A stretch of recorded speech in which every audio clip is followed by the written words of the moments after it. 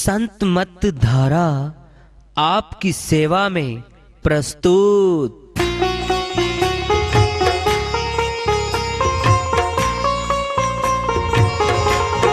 जो चाहता है प्रभु प्यारा वो आओ संत मत धारा। भक्ति भेद बता कर सारा वो कर दे भव के पारा। जो चाहता है प्रभु प्यारा वो आओ संत मत धारा।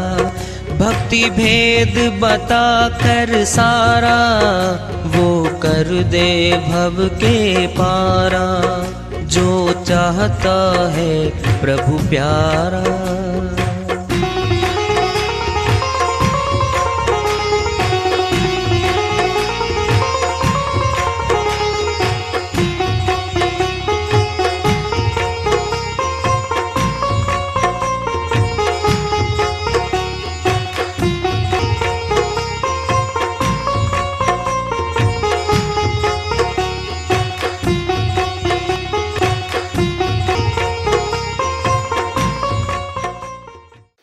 परम पूज्य सदैव स्मरणीय सदगुरु साहिब की जय हो।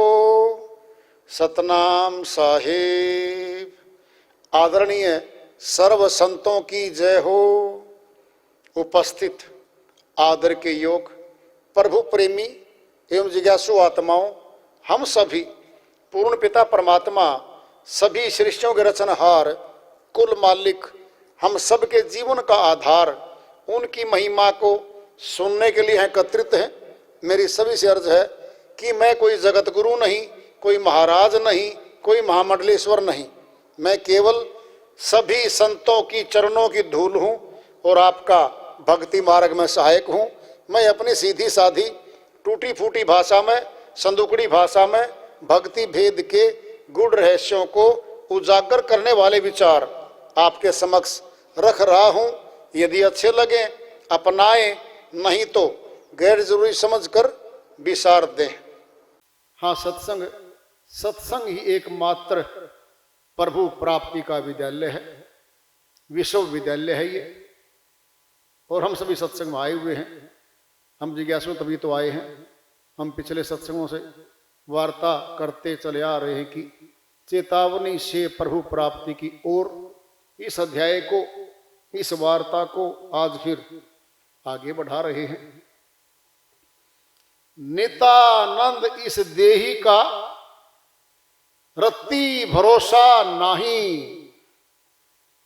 देखत ही उड़ जाएगी जैसे बादल की छाही। स्वामी नित्यानंद जी महाराज अमरलोक के संत हुए हैं। वो अपनी श्री वाणी में चेताते हुए कहते हैं, नितानंद इस देही का, इस शरीर का, हमारे तन का रति भरोसा नहीं। रति मासे तोले पहले होते थे, अब ग्राम आ गए, मिलीग्राम आ गए। ये उसी रत्ती के लिए कह रहे हैं कि इसका एक रत्ती इतना भी भरोसा नहीं है। कब श्वास रुक जाए और देही चलती फिरती जो काया थी कब गिर जाए, कब मर जाए और इसकी दिनचर्या समाप्त हो जाए। रति भरोसा नहीं, देखत ही उड़ जाएगी जो बदली की छाही। बादल आता है, छाया दे रहा है, हम उसको नीचे बैठे हैं, समझ रहे छाया है, वो उड़ रही है, उड़ गई, फिर छाया नहीं रही। अक्षण भंगुर जीवन है हमारा। समान 100 वर्ष का पल की खबर नहीं। कहने को तो 100 वर्ष का आयु हमने मान रखी है, एक पल का भरोसा नहीं है। हृदय गति में बैठे शिव जी महाराज, काम उनका महकमा है, संहार कर देना, मार देना, प्रलय कर देना। हृदय गति रोक देंगे, समाप्ति हो जाएगी। सेकंडों खेल है, सेकंडों। कौन निकला नहीं दिखा, कहां गया निकलने के बाद नहीं पता। यही भूल भुलैया है संसार की। सत्य को खोजने के मोटे तौर पे दो मार्ग हैं। एक विचार का मार्ग है, एक अनुभूति का मार्ग है। विचार का संबंध बुद्धि से है, यह बौद्धिक है। सभी विचारों की उत्पत्ति बुद्धि से होती है।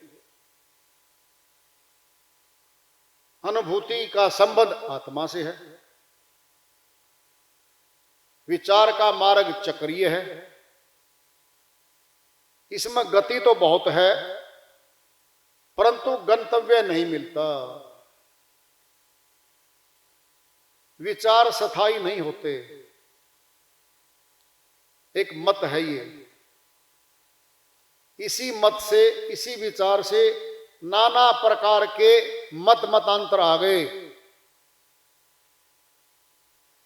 संप्रदाय आ गए, मान्यताएं आ गई। ये मन बुद्धि की उत्पत्ति है। विचार बदलते रहते हैं। आज एक विचारधारा चल रही है, एक नई विचारधारा का समावेश हो गया। कुछ तो पिछली, कुछ उसके जो सुना रहा है उसके विचार समावेश हो गए, मिश्रित हो गए। एक नई विचारधारा आ गई। इसीलिए मतांतरों में झगड़े मिलेंगे, वह स्थायी नहीं होते। विचार परिवर्तनशील हैं। मतांतरों में ही झगड़े होते चले आ रहे हैं, होते रहेंगे।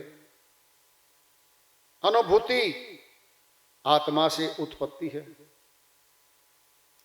वह एक है। पूरे विश्व में वो एक है, सदैवी है, वह सत्य है। अनुभूति क्या है? अनुभूति जो सर्वमान्य सत्य है। दृष्टांत पिंड में ले लो, अग्नि जल रही है, कोई उस पर निकट हाथ लेके गया, गर्मी लगी, जलने को हो गया, हाथ वापस कर लिया, अनुभूति हो गई है अग्नि में गर्मी है, ज्यादा निकट गए तो फूंक भी देगी। ये विश्व की मान्यता में आ गया। किसी भी देश का कोई भी व्यक्ति ये अनुभूति करना चाहे वह एक ही मिलेगी, वहां दो नहीं। ये अनुभूति है। एक परमात्मा है, फिर एक ही अनुभूति होनी चाहिए। फिर भिन्न भिन्न मतांतर क्यों आए? एक क्यों नहीं रहा? बहुत बड़ी बात है इसके पीछे। बुद्धि से जो भी हम खोज करेंगे उसमें हमारी ज्ञानेंद्रियां, कर्मेंद्रियां सहायता करेंगे।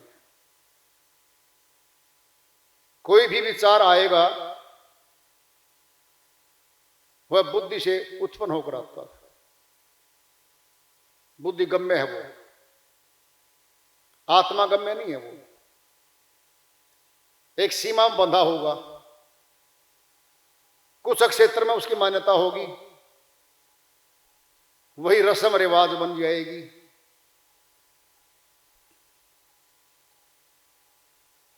उसकी सीमा है, उससे आगे अलग विचारधारा चल रही है। कहने को तो धार्मिक विचारधाराएं हैं, फिर भिन्नता क्यों है? पूजा पाठ की पद्धतियों में, मान्यताओं में फिर भिन्नता किस बात की है? भिन्नता तो एकता से दूर कर देती है।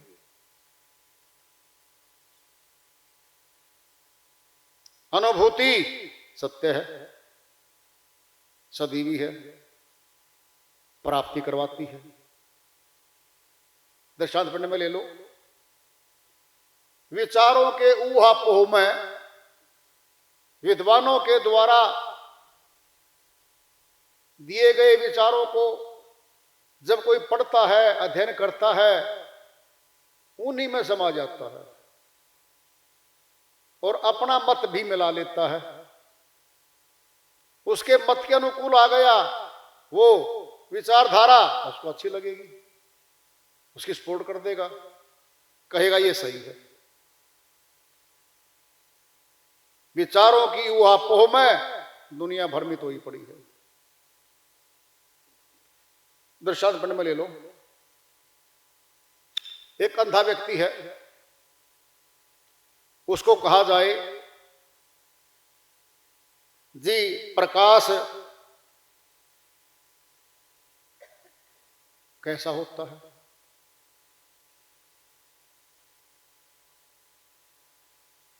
इसका विचार करो। क्या विचार करेगा वो? प्रकाश का विचार नहीं होता, देखने की वस्तु है, वो देखा जाता है।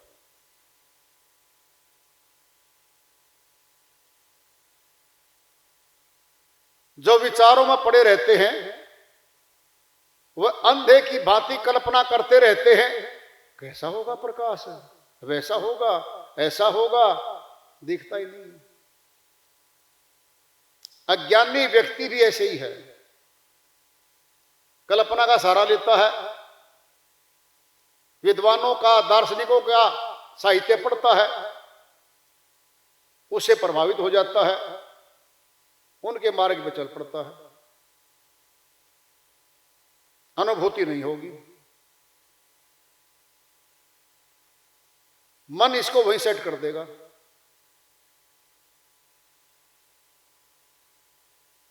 ये बड़ी गहरी बातें हैं जो बहुत सूक्ष्म ज्ञान है, ये बहुत मुश्किल से समझ में आने लगता है। कैसे? जैसे आत्म शक्ति हमारे तन में है, फिर बाहर से तो नहीं दिखती।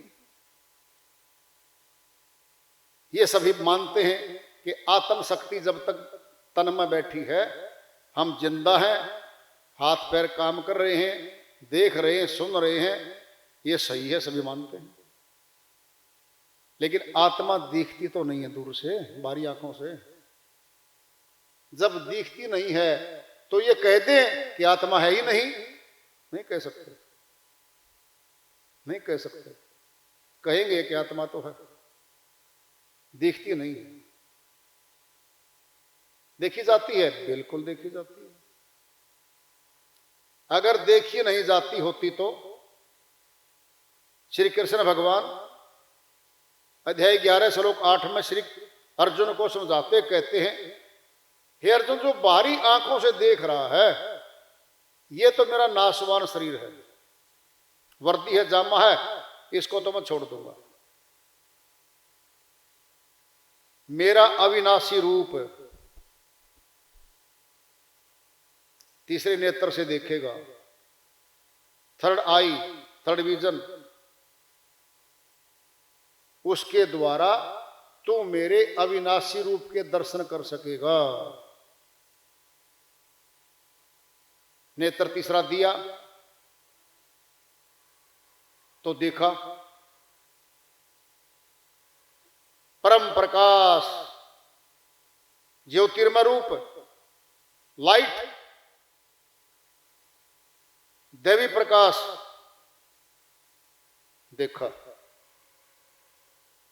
अंधेरा नहीं देखा। यह संसार नहीं दिख रहा था, पहाड़, नदियां, जल नहीं दिख रहे थे, ये सब नाशवान है। अविनाशी रूप के दर्शन कर सकेगा हे अर्जुन। नेत्र तीसरा दूंगा तब देखेगा। फिर वो तीसरा नेत्र अर्जुन को तो मिल जाए और वही पार हो जाए और आगे आने वाली पीढ़ियों को किसी को मिले नहीं, फिर क्या फायदा हुआ? अर्जुन देख चुका, आने वाली पीढ़ियां देख ना सके उसको। फिर घट घट वासी कैसे हुआ? ओमनी प्रेजेंट कैसे हुआ? हर जगह मौजूद है, कैसे हुआ? वो तब भी था, आज भी, आगे भी रहेगा। देखा जाता है, तीसरा नेत्र है। हमारी त्रिकुटी है, वहां शक्ति का स्थान है। ब्रह्म ज्योति का दर्शन होता है वहां पे। ब्रह्म ज्योति, ब्रह्म का अंधेरा नहीं कहा। वैसे भी पिंड में दृष्टांत ले लो, हम दिन में काम करते हैं, रोशनी है सूर्य की। रात हो गई, हम काम करेंगे तो लाइट चाहिए, प्रकाश चाहिए, बिजली की हो, दीपक की हो, मोमबत्ती का चांदना हो, अग्नि का हो। क्यों? अंधकार में हम नहीं कर सकते कुछ भी। जगत के सारे काम करने के लिए हमें लाइट चाहिए, प्रकाश चाहिए हमें। फिर प्रकाश तो महत्वपूर्ण हो गया अपने आप में।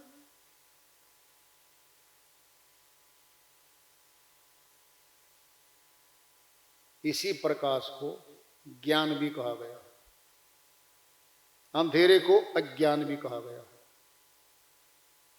क्या है अज्ञान? क्या है ज्ञान? हम अपने घर में हैं, रात के 9 बज चुके, हमने या बच्चे ने दिन में को रस्सी डाल दी आंगन में, लाइट भाग गई, घरवाली घरवाला दोनों खड़े हैं। घरवाला बोला ये रस्सी पड़ी है, घरवाली बोली सर्प हो सकता है, हाथ मत लगाना। क्या हो गया? अज्ञान आ गया। जब अज्ञान आएगा तो डर भी आएगा, छूना मत। 5 मिनट में लाइट आ गई, रस्सी सामने दिख रही है। धोखा, संशय हो रहा था, क्या रस्सी है? धोखा, संशय मिट गया। हाथ से रस्सी उठा के घर में रख दी। क्या था ये? अज्ञान था। रस्सी है या नहीं है, ये अज्ञान था। प्रकाश आया, लाइट आई, अज्ञान गया, संशय गया, धोखा गया, डर भी तो गया। उठा लिया रस्सी को, और तब तो नहीं उठा रहा था, भय था। अज्ञान भय देता है, ज्ञान निर्भय करता है। प्रकाश क्या है? संतों के शीश के पीछे फोटो के गोल गोल चक्कर में प्रकाश दिखा जाता है। उसका अर्थ क्या है? उसके 2 अर्थ हैं। प्रथम तो यह है कि ये आत्मज्ञानी परमात्म ज्ञानी रहा है, उस परम प्रकाश की अनुभूति इसने कर रखी थी और इसीलिए प्रकाश दिखाया गया है। एक बात। दूसरी क्या है? ज्ञानी था। इस समाज के विद्वानों में और ज्ञानियों में बहुत ऊंचा रहा है ये। उसका अर्थ ये भी है कि ये ज्ञानी रहा है। क्यों? संतों के पीछे चक्कर बना के प्रकाश दिखाया गया है, वह तो अविनाशी परमात्मा का प्रकाश है। उनकी श्रीवाणियों में आया हुआ है कि हमने देख लिया। कुछ विद्वान लोग हैं, पुस्तकें लिख दी, मत मतांतर बना दिए, उनके पीछे भी लगा दिया उनकी मान्यता देने वालों ने। क्या अर्थ है? वो ज्ञानी है। फिर ज्ञान महंगा है, अज्ञान सस्ता है। देख लो, पहले हमने माता पिता के यहां आए, हमारे दाखिले हुए, प्राइमरी स्कूल में गए, नर्सिंग स्कूल में गए, जाते ही दाखिला, फीस, पुस्तक, खर्चा शुरू हो गया। 5वीं 10वीं BA MA PhD तक हम गए। ज्ञानी बनने के लिए खर्चा दे रहे हैं हम, लाखों रुपए खर्च के BTech MTech LLB LLM और MBBS MD MS आ गए। फिर खर्चा लग के आए। वो तो एक अनपढ़ रह गया, पुत्र 2 थे बाप के, एक अनपढ़ रह गया, एक MSc B.Ed करके आ गया। फिर तुलना करो, खर्चा तो बहुत हुआ उस पर, अनपढ़ पे तो कोई खर्चा ही नहीं हुआ, न पुस्तक आई, न फीस देनी पड़ी, कुछ नहीं। क्या ज्ञान और अज्ञान, अज्ञानी रहने में क्या लगना, कुछ नहीं लगना, बैठे रहो। ज्ञानी बनना है और आत्मज्ञानी बनना है और भारी और ज्यादा महत्वपूर्ण हो गया। आत्मज्ञानी बनना आम ज्ञानी से ऊंचा है। क्या करना पड़ेगा ज्ञानी बनने के लिए? क्या करना पड़ा हमारे भाई ने या हमारे बेटे ने? विशेष रूप से विद्यालय में गया है, अध्यापक खड़े हैं सामने, सब्जेक्ट मैटर भी से आए हैं, रेगुलर पढ़ा है, होमवर्क भी किया है, लगातार खर्चा देता, लगातार चलता, लगातार ज्ञानी बन के आ गया।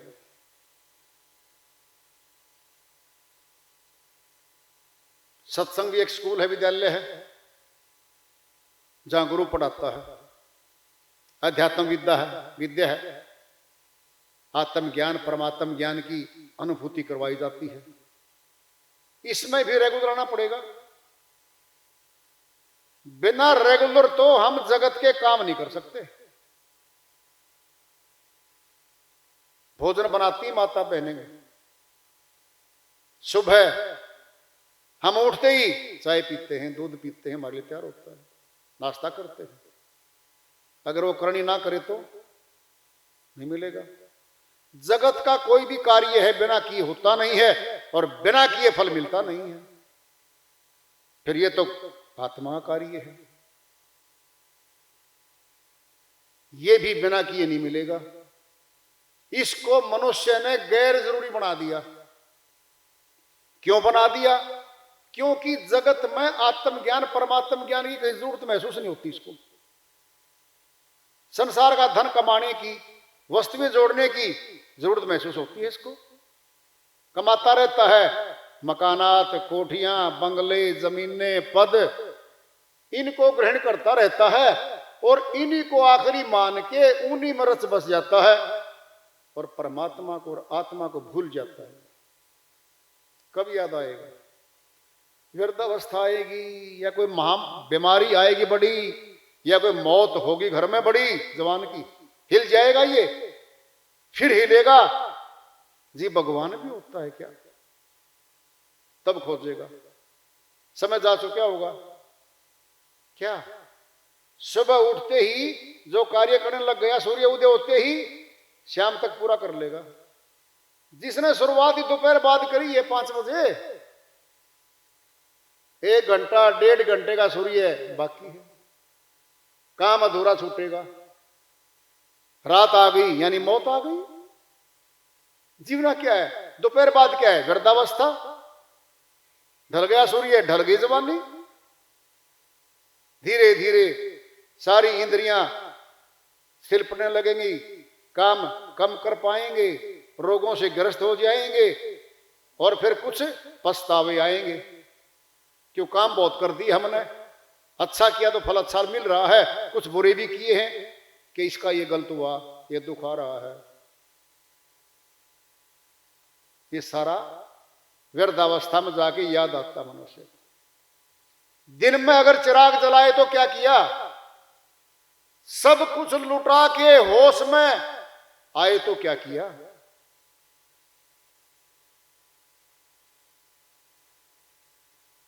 दिन में अगर कोई चिराग उठाए घूमता रहे गलियों में, क्या फायदा है?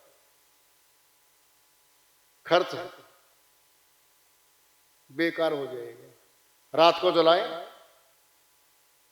काम आएगा, प्रकाश है वो, बड़ा कीमती है। काम आएगा। क्या था? जब वृद्धावस्था आ गई, कमजोरियां आ गई, फिर याददाश्त कमजोर, फैसले करने में भी कमजोर, कहीं जाने आने में भी कमजोर। कोई बिठा के ले जाए स्कूटर पे, स्कूटी पे तो, कार में तो चला जाए, नहीं तो घर बैठा है। क्या करे? रिटायर्ड है तो 2 4 5 अखबार जरूर पढ़ेगा, टीवी देखता रहेगा, ताश खेल लेगा पड़ोस में जाकर कहीं। क्या करेगा जी? टाइम नहीं पास होता जी। टाइम तो मिलेगा भी नहीं आपको। दाखिला लेके देखो संत मत में, दाखिला लो, ये शब्द डिक्शनरी से हमेशा चला जाएगा कि मेरा टाइम नहीं पास होता। तो टाइम मांगेगा, और चाहिए और चाहिए, इतना कीमती हो जाएगा समय। Those who kill the time then time will not spare them. जो समय को बर्बाद करते हैं, समय उनको बर्बाद कर देता है। एक एक श्वास बहुत कीमती जा रहा है। दुकान नहीं, श्वासों ही कहीं बाहर जाके श्वास मोल ले लेंगे, कोई दुकान नहीं है। जब मौत सामने आकर खड़ी होगी तब मांगेंगे 5 मिनट जी, परिवार को बता दूं मैं तो चौराहे पे हूं, मैं तो खेत में हूं जी, मैं घर से बाहर हूं जी, मैं कुछ नहीं बता सकते। बहुत पूंजी खा गए। तब पता लगेगा समय, टाइम पास कैसे होता है। एक श्वास नहीं मिलेगा, तब समझ में आएगी कि समय कितना कीमती था और तूने लुटा दिया सारा।